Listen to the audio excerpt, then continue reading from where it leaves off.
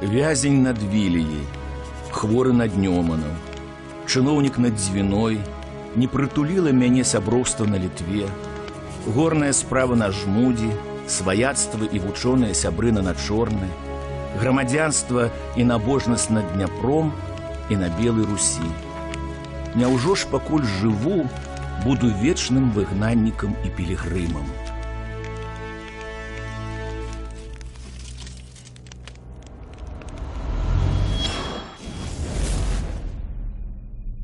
Літаратар і патрыёт, паэт-рамантык і студэнт матэматычна-фізічнага факультэта. Нетузінковая асоба, што адзначалі яго сучаснікі, сябры, студэнты Віленскага універсітэта, быў асобай вялікай чысціні, маральнай сілы, і моладзь лічыла яго сваім кумірам. Тамаш Зан нарадзіўся ў 1796 годзе на Віленшчыне у сям'і тыповага беларускага шляхціча. Азы навукі юнак спасцігаў спачатку ў Менскай гімназіі, а потым у павятовай школе ў Маладзечні. Ужо тады ён з'яўляўся не толькі самым здольным вучнем, але і сапраўдным лідарам сярод аднагодкаў. Захаваліся звесткі пра вайсковую гульню хлапчукоў маладзечынскай павятовай школы. Згодна з правіламі, усе падзяляліся на дзве часткі: расейскае войска на чале з Марсам ды войска Рэчы Паспалітай пад ачолам Апалона. Дык вось часцей за ўсё у ролі Апалона выступаў Тамаш Зан.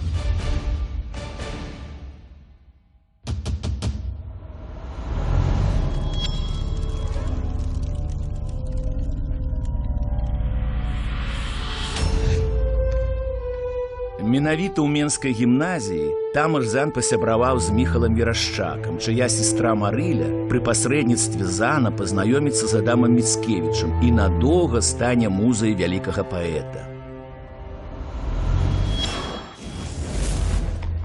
Душой кампаніі ды лідарам сяброўскіх гулянак Тамаш Зан застаецца і ў Віленскім універсітэце, куды ён паступае ў 1815 годзе на фізіка-матэматычны факультэт. Малады чалавек ачолівае патрыятычнае таварыства шубраўцаў. Пазней становіцца аднім з заснавальнікаў таварыства філаматаў.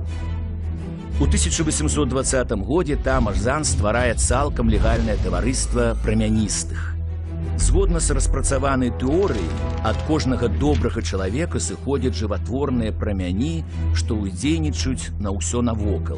Паводле статуту, зацверджанага самім рэктарам, мэтамі аб'яднання было далучэнне моладзі да навукі, добрыя паводзіны, патрыятызм ды самаадукацыя. І згуртаванне карысталася вялікай папулярнасцю, да яго належала трэцяя частка ўсіх студэнтаў універсітэта. Менавіта гэтая масавасць напужала кіраўніцтва установы, і прамяністыя былі афіцыйна забароненыя, а неафіцыйна рэарганізаваліся ў таварыства філарэтаў. Пасля выкрыцця тайных таварыстваў менавіта Тамаш Зан становіцца тым чалавекам, які ўзяў на сябе ўсю адказнасць за іх стварэнне. Па гэтай прычыне ён спачатку быў на год зняволены ў вязніцы Арэнбургскай крэпасці, а потым быў пакінуты ў высылцы ў тым жа Арэнбурзе.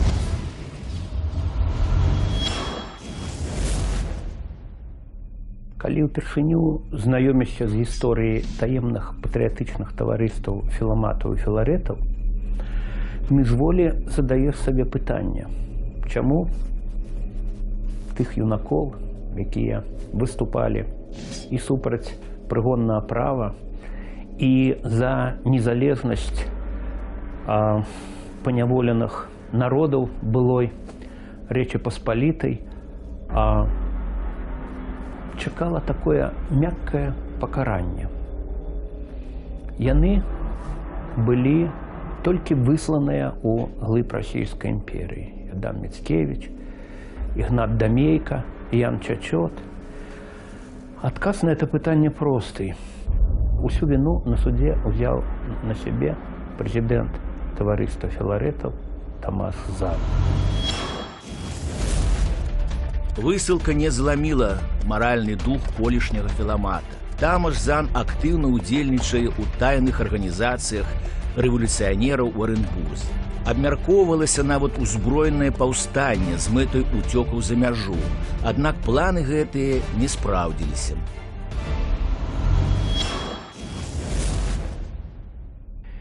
І там, у Арэнбурзе, ён не замкнуўся, не пайшоў сябе. Ён працягваў займацца і паэзіяй, і маючы схільнасці да дакладных навук, бо ён быў выпускніком фізіка-матэматычнага факультэта Віленскай альма-матэр.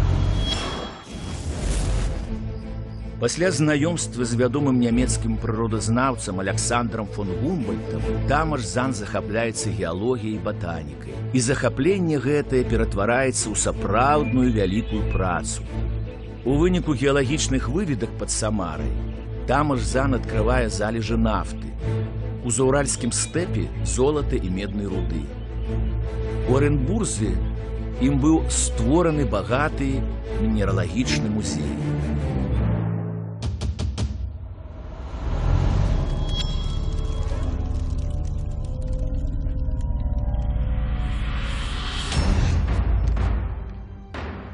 Па замове кіраўніцтва горада Тамаш Зан напісаў грунтоўную працу па музейнай справе, аб мэтах і спосабах утрымання музея ў Арэнбурзе.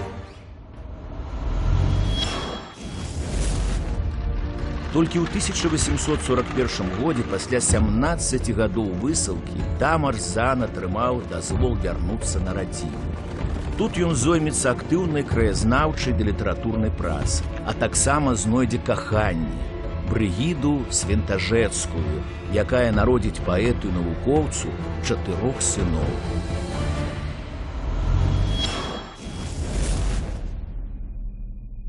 Тамаш Зан пісаў па-польску, але ў нашай гістарыяграфіі, ў нашай традыцыі лічыцца адным з пачынальнікаў беларускай нацыянальнай літаратуры, таму што яго творчасць была звязаная з народнай культурай. Ён гэта адзначаў, лічыў народную культуру вельмі важнай падставай агульнай нацыянальнай культурай. І зноў жа, паколькі ён жыў, дзейнічаў у першай палове 19 стагоддзя, ён не стаў свядомым беларускім патрыётам. Гэта быў час збіральніцтва матэрыялаў пра народ, пра яго культуру, пра мову, пра гісторыю. Ён быў, калі гаварыць па аналогіі з чэшскім адраджэннем, будзіцелем беларусаў. Памёр Тамаш Зан 19 ліпеня 1855 года ва ўзросце 60 гадоў. Паэт і літаратар, даследчык прыроды, геолог ды музеязнаўца, стваральнік тайных арганізацыяў Віленскага універсітэта, прадвеснік беларушчыны, блізкі сябра Адама Міцкевіча, архіпрамяністы Тамаш Зан.